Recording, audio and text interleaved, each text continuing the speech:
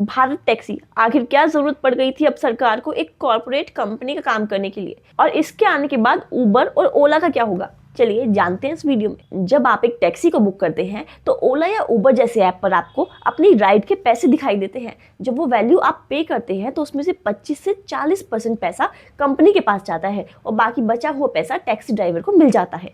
लेकिन भारत टैक्सी का मतलब ये होगा कि जो 25 से 40% पैसा कंपनी के पास जा रहा था, ये बहुत कम हो जाएगा, जिससे ज़्यादातर पैसा टैक्सी ड्राइवर की जेब में जाएगा। लेकिन फिर उबर और ओला का क्या होगा? देखो, प्राइवेट सर्विस में दो चीज़ें बहुत इंपॉर्टेंट होती है। पहली एक्सेसिबिलिटी और दूसरी अमाउंट। कीमत तो भारत टैक्सी आसानी से कम कर देगी, क्योंकि कंपनी को जाने वाला पैसा एक तो बच जाएगा, तो कस्टमर आसानी से मिल जाएगा, और उसके पास सरकारी कंपनी होने का एक टैग मार्क भी होगा, तो उसके ऊपर लोगों का ट्रस्ट भी बढ़ जाएगा। लेकिन आपको तो पता ही होगा कि सरकार का काम तो होता ही शैतान का काम है। हमारे देश में कितने साल से बीएसएनएल का नेटवर्क है, लेकिन लोग फिर भी इस्तेमाल तो रिलायंस या फिर जियो के सिम ही करते हैं। इसका रीजन ये है कि हमारा इनकम टैक्स का पैसा होने के कारण गवर्नमेंट कंपनी को शुरू तो बहुत आसानी से कर देती है, लेकिन उसे मेंटेन करना उनके लिए भारी हो जाता है।